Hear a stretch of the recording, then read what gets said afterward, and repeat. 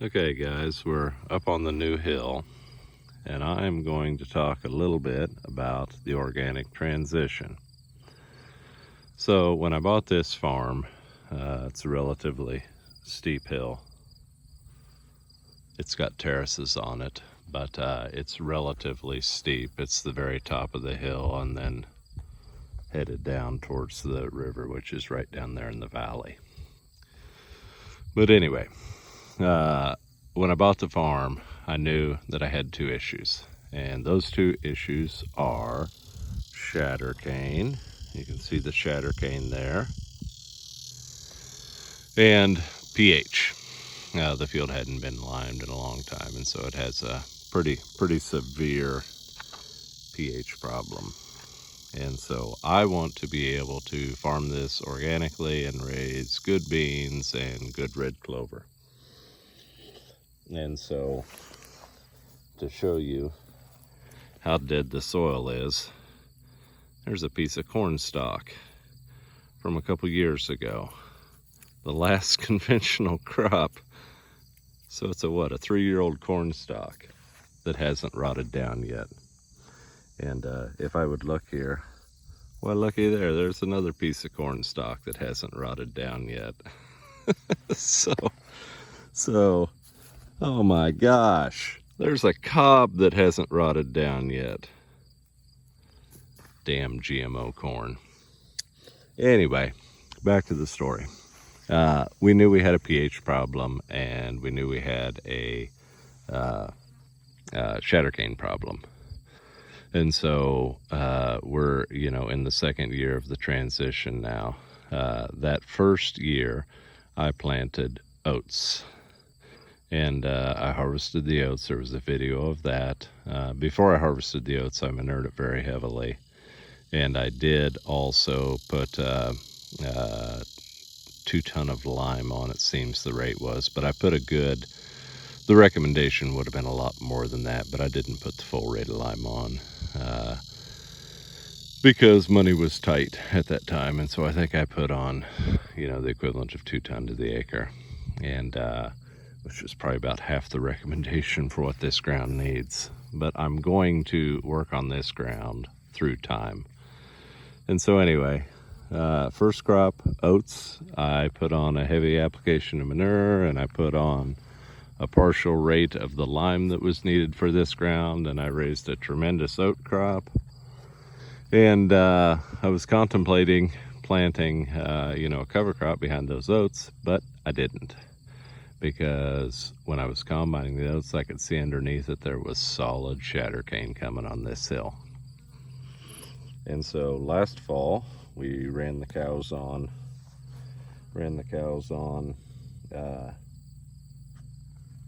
wow. Amazing what you see with glasses. There's some of the pale lime that I just spread here last week. Anyway, oats crop, lots of shatter cane, so took the oats, took the straw, and I turned the cattle out. To me, cattle are a vital part of a transition to organic. It's just what I know, it's what I'm familiar with. And so we turned the cows out, and before the shatter cane set seed, we worked the ground and we spread some more manure on the porous spots of the hill. And we sowed wheat. And, I showed you a video. There was a short I made of the video of this hill. But I raised a tremendous wheat crop. And yes, it went over 60 bushel an acre. And yes, I got it sold for close to a record high conventional price. And it made real good straw. And I did sell the straw as well. But at this spring, I was kind of developing my plan on what I was going to do. And so there is a waterway that divides the hill here. And so I decided to take east of the waterway and treat it differently. That is where I planted the cover crop, and I showed you a clip of that running with the new Kinsey modifications I made. And so those things over there that have heads popping up on them, that's shatter cane. That's not BMR sorghum.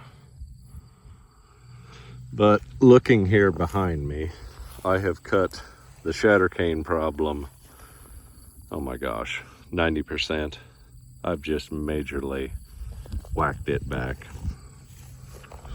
And like I found there on the ground, so on this west half of the field, I planted red clover, understanding that because of the pH problem and, you know, perhaps herbicide carryover, that I would have a hard time getting a good stand of red clover. But unpredictably, or I guess predictably, I kind of knew that it would roll out like that. Here is what we have.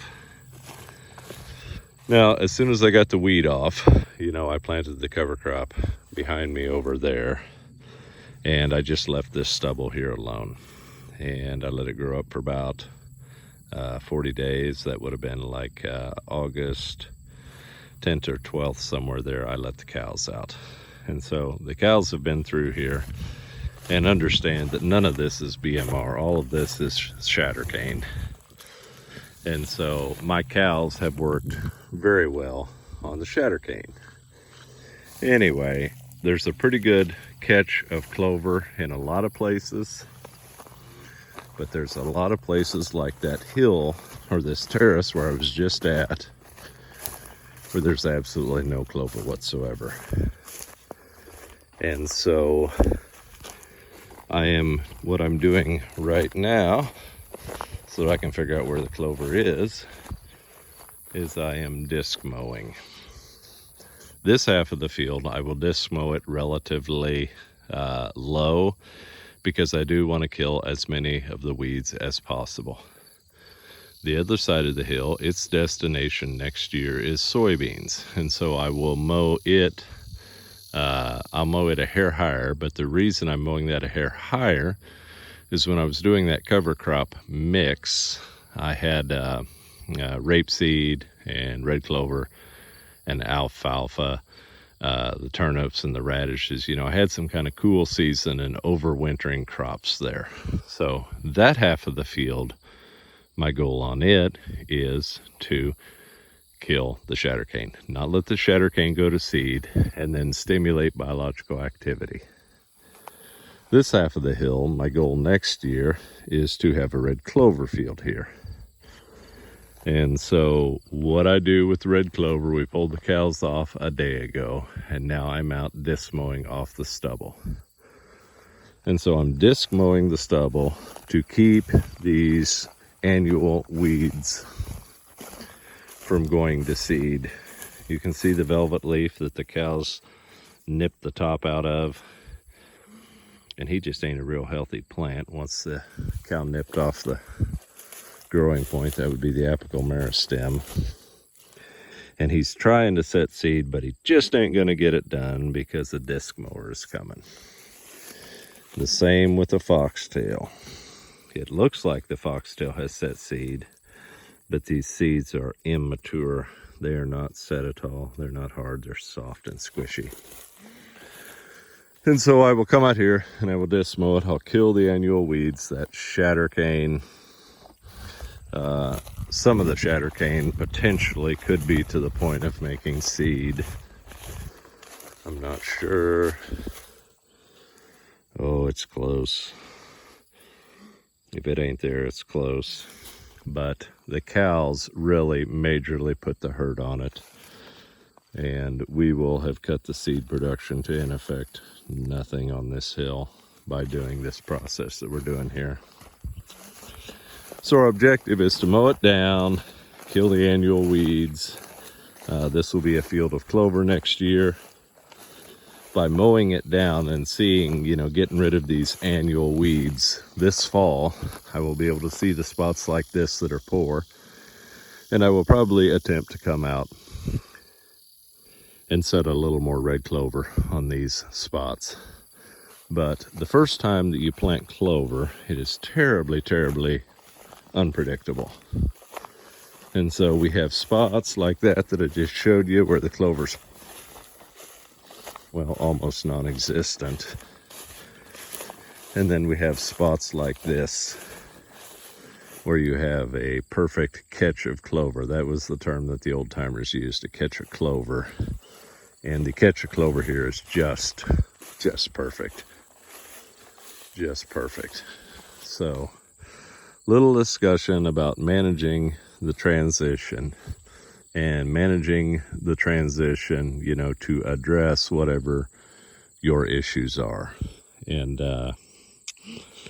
there's a million different ways that you could do the transition. So the takeaway message, yeah, there's a cucumber. Look at that, the cow ate off the top of that cucumber too.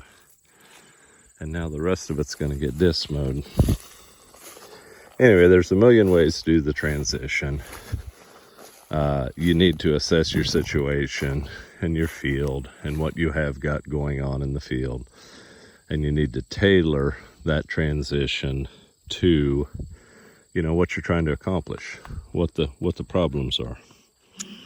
And so my problems were, like I stated at the start of the video, pH and shatter cane. Shatter cane would be a big problem if I had tried to do the transitional crop of a row crop. You know, I would have had a solid shatter cane field. It would have been a disaster. The other thing that, you know, nobody wants to talk about money, but everybody has to talk about money. So the transition, I did pay a decent price for this land. You know, I'm sure the neighbors think it's relatively cheap, but it was a fair amount of money. And so a tertiary concern, or a smaller concern, was cash flow. And I was blessed in that I hit the oat market and the wheat market, both when they were kind of at record highs. And so, a little video, or a long video, about the transition process and the things that are going through my mind when I'm doing the transition. And I'll get back to mowing because I don't want this shatter cane to go to seed.